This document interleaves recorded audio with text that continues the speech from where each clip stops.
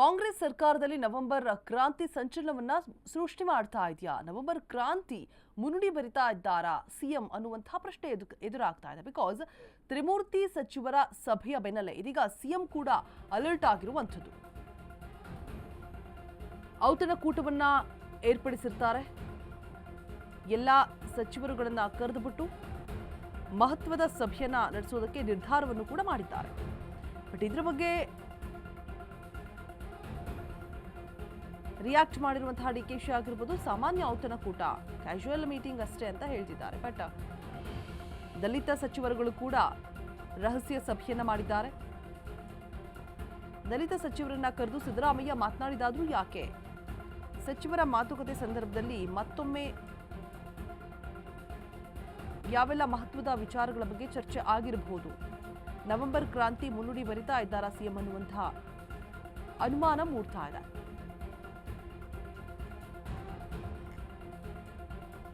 Alert ಆಗಿ ಸಚಿವರನ್ನ ಕರೆದು ಮಾತನಾಡಿದ್ದಾರೆ ಸಿಎಂ. ದಲಿತ ಸಚಿವರ ಜೊತೆಗೆ ಸಿದ್ದರಾಮಯ್ಯ ಬ್ರೇಕ್ಫಾಸ್ಟ್ ಮೀಟಿಂಗ್ ಮಾಡಿದ್ದಾರೆ. ಯಾಕಾಗಿ ಮಾತಾಡಿದ್ರು? ಏನೆಲ್ಲ ವಿಚಾರಗಳ ಬಗ್ಗೆ ಚರ್ಚೆ ಆಯಿತು? ತಮ್ಮ ತಮ್ಮ ಸ್ಥಾನವನ್ನು ಭದ್ರ ಮಾಡಿಕೊಳ್ಳೋದಕ್ಕೆ ಒಂದಷ್ಟು ಬೇಡಿಕೆಗಳನ್ನು ಮುಂದಿಟ್ಟು ದಲಿತ ಸಚಿವರು 3 ಜನ ನೆನ್ನೆ ಬ್ರೇಕ್ಫಾಸ್ಟ್ ಮೀಟಿಂಗ್ ಅನ್ನು ಮಾಡಿರ್ತಾರೆ. ಸೊ ಸಿದ್ದರಾಮಯ್ಯ ಮಹತ್ವದ ಸಭೆಯನ್ನ ಆಯೋಜನೆ ಮಾಡಿದ್ದಾರೆ, ರಹಸ್ಯ ಮೀಟಿಂಗ್ ಮಾಡಿದ್ದಾರೆ.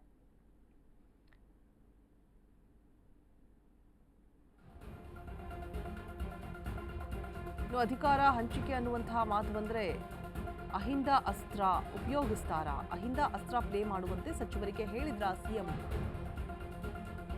ಒಂದ್ ವೇಳೆ ಇದು ಆಗದೇ ಇದ್ರೆ ದಲಿತ ಸಿಎಂ ವಿಚಾರ ಪ್ರಸ್ತಾಪ ಆಗಬಹುದು. ಡಿನ್ನರ್ ಮೀಟಿಂಗ್ ವೇಳೆ ಮಾತನಾಡಿದ್ರೆ ಅಹಿಂದ ಅಸ್ತ್ರ ಸಾಧ್ಯತೆ ಅಂತ ಹೇಳಲಾಗ್ತಾ ಇದೆ. ಅಹಿಂದ ವರ್ಗ ವಿಚಾರವನ್ನ ಮುಂದಿಟ್ಟು ಸಚಿವರು ಮಾಸ್ಟರ್ ಪ್ಲಾನ್ ಅನ್ನ ಮಾಡಲಾಗ್ತಾ ಇದೆ. ಹೈಕಮಾಂಡ್ ಕಟ್ಟಿ ಹಾಕೋದಕ್ಕೆ ನಡೆದಿದ್ಯಾ ಸಚಿವರ ಪ್ಲಾನ್ ಅನ್ನುವಂತಹ ಪ್ರಶ್ನೆ ಕೂಡ ಎದುರಾಗ್ತಾ ಇರುವಂಥದ್ದು. ದಲಿತ ಸಿಎಂ ಕೂಗು ಎತ್ತಿ ಅಧಿಕಾರ ಹಂಚಿಕೆಯಾದ್ರೆ ಕಷ್ಟ. ಅದಕ್ಕೂ ಮುನ್ನ ದಲಿತ ಸಚಿವರ ವಿಶ್ವಾಸವನ್ನ ಪಡೆದುಕೊಳ್ಳುವುದಕ್ಕೆ ಯತ್ನಿಸಲಾಗ್ತಾ ಇದೆಯಾ? ಅಹಿಂದ ಅಸ್ತ್ರ ಪ್ಲೇ ಮಾಡಿದ್ರೆ ಸ್ಥಾನ ಉಳಿಯುವ ಲೆಕ್ಕಾಚಾರ ಏನಾದರೂ ಆಗ್ತಿದ್ದಾರಾ? ತಮ್ಮ ಸ್ಥಾನ ಉಳಿಯುತ್ತೆ ಅನ್ನೋ ಲೆಕ್ಕಾಚಾರದಲ್ಲಿ ಸಿಎಂ ಇದ್ದಾರಾ? ಹೀಗೆ ಸಾಕಷ್ಟು ಚರ್ಚೆಗಳಾಗ್ತಾ ಇದೆ. ಆದರೆ ದಲಿತ ನಾಯಕರ ಸಭೆಯ ಬೆನ್ನಲ್ಲೇ ಇದೀಗ ಮಾಡಿರುವಂತಹ ಮೀಟಿಂಗ್ ಏನಾದರೂ ಸ್ಥಾನ ಉಳಿಸಿಕೊಳ್ಳುವಂತಹ ಕೆಲಸ ಕಷ್ಟಕರ ಅಂತ ಬಂದ್ರೆ ಅಹಿಂದ ಅಸ್ತ್ರವನ್ನ ಪ್ಲೇ ಮಾಡುವಂತೆ ಸೂಚನೆಯನ್ನ ಕೊಟ್ಟಿದ್ದಾರಾ ಸಿಎಂ ಅನ್ನುವಂತಹ ಅನುಮಾನ ಮೂಡ್ತಾ ಇದೆ. ಡಿನ್ನರ್ ಮೀಟಿಂಗ್ ವೇಳೆ ಮಾತಾಡಿದ್ರೆ ಅಹಿಂದ ಅಸ್ತ್ರ ಸಾಧ್ಯತೆ ಅಂತ ಹೇಳಲಾಗ್ತಾ ಇದೆ. ಬಗ್ಗೆ ಹೆಚ್ಚಿನ ಡೀಟೇಲ್ಸ್ ಅನ್ನ ಕೊಡೋದಕ್ಕೆ ನಮ್ಮ ಪ್ರತಿನಿಧಿ ದೀಪಾ ಕುಕ್ವಾಡ ದೂರವಾಣಿ ಸಂಪರ್ಕದಲ್ಲಿ ಜಾಯಿನ್ ಆಗ್ತಾ ಇದ್ದಾರೆ. ದೀಪಾ, ಒಂದಷ್ಟು ಮಹತ್ವದ ಬೆಳವಣಿಗೆಗಳಾಗಿದೆ. ಒಂದು ರೀತಿಯಾಗಿ ದಲಿತ ಸಚಿವರುಗಳ ಮೀಟಿಂಗ್ ಆಗಿರ್ಬೋದು, ಹಾಗೆ ಸಿಎಂ ಸಿದ್ದರಾಮಯ್ಯ ಏರ್ಪಡಿಸಿರುವಂತಹ ಔತಣಕೂಟ ಆಗಿರ್ಬೋದು, ಎಲ್ಲವೂ ಕೂಡ ಸಾಕಷ್ಟು ಕುತೂಹಲಗಳಿಗೆ ಕಾರಣ ಆಗ್ತಾ ಇದೆ. ಸೊ ಏನೆಲ್ಲ ವಿಚಾರಗಳ ಬಗ್ಗೆ ಚರ್ಚೆ ಆಗಿರ್ಬೋದು ದೀಪಾ? ರೋಜಾ, ಮೊನ್ನೆ ನಡೆದಂತಹ 3 ಜನ ಸಚಿವರುಗಳ ಮೀಟಿಂಗ್ ಸಾಕಷ್ಟು ಎಫೆಕ್ಟ್ ಆಗಿದೆ. ಅದು ಸಿಎಂಗೂ ಕೂಡ ಒಂದು ರೀತಿಯ ಆತಂಕ ಕಾಡ್ತಾ ಇದೆ ಅಂದ್ರೆ ತಪ್ಪಾಗ್ಲಿಕ್ಕಿಲ್ಲ. ಅದರ ಬೆನ್ನಲ್ಲೇ ಅವರನ್ನ ಕರೆಸ್ಕೊಂಡು ಸಿಎಂ ಸಿದ್ದರಾಮಯ್ಯ 1 ಗಂಟೆಗೂ ಹೆಚ್ಚು ಕಾಲ ಮಾತುಕತೆಯನ್ನು ನಡೆಸಿದ್ದಾರೆ. ಪ್ರಮುಖವಾಗಿ ಸಿಎಂ ಬದಲಾವಣೆ ಅಥವಾ ಅಧಿಕಾರ ಹಂಚಿಕೆ ಅನ್ನುವಂತಹದ್ದು ಬಂದ್ರೆ ದಲಿತ ಸಿಎಂ ಕೂಗನ್ನ ಎಬ್ಬರಿಸಬೇಕು ಅನ್ನುವಂತಹದ್ದು ಕೂಡ 3 ಜನ ಸಚಿವರುಗಳು ಮಾತನಾಡಿದ್ದಾರೆ ಅನ್ನುವಂತಹದ್ದು ಅಂತ ಹೇಳಲಾಗ್ತಿದೆ.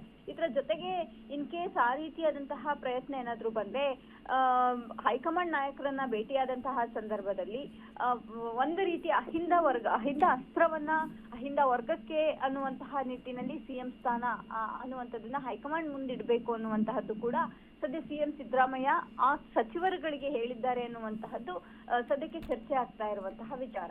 ಇದರ ಜೊತೆಗೆ ಅಹಿಂದ ಅನ್ನೋದಕ್ಕಿಂತ ಮೊದಲು ಇಲ್ಲಿಯವರೆಗೆ ದಲಿತರಿಗೆ ಸಿಎಂ ಸ್ಥಾನ ಸಿಕ್ಕಿಲ್ಲ. ಇನ್ ಕೇಸ್ ಬದಲಾವಣೆ ಆದ್ರೆ ದಲಿತ ಸಿಎಂ ಮಾಡಿದ್ರೆ ಮುಂಬರುವಂತಹ ಚುನಾವಣೆಗಳಿಗೆ ಅನುಕೂಲ ಆಗುತ್ತೆ, ಆ ರೀತಿಯಾದಂತಹ ವಾತಾವರಣ ನಿರ್ಮಾಣ ಆಗುತ್ತೆ ಅನ್ನುವಂತಹ ನಿಟ್ಟಿನಲ್ಲೂ ಕೂಡ ಚರ್ಚೆ ಮಾಡಿದ್ದಾರೆ ಅಂತ.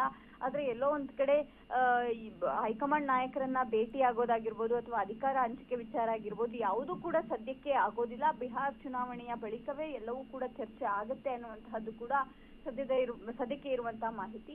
ಆದರೆ ಈ ಒಂದು ಮೀಟಿಂಗ್ ಏನಿದೆ ಅಂದ್ರೆ ಸ್ಪೆಷಲಿ 3 ಜನ ಸಚಿವರುಗಳ ಮೀಟಿಂಗ್ ಜೊತೆಗೆ ಸಿಎಂ ಅವರನ್ನ ಕರೆಸಿಕೊಂಡು ಮಾತನಾಡಿದಂತಹದ್ದೆಲ್ಲವೂ ಕೂಡ ರಾಜ್ಯ ರಾಜಕೀಯದಲ್ಲಿ ಹೊಸ ಸಂಚಲನವನ್ನ ಮೂಡಿಸಿದೆ ಅಂದ್ರೆ ತಪ್ಪಾಗ್ಲಿಕ್ಕಿಲ್ಲ Roja. All right, thank you Deepa ತಮ್ಮೆಲ್ಲ ಡೀಟೇಲ್ಸ್ಗಾಗಿ.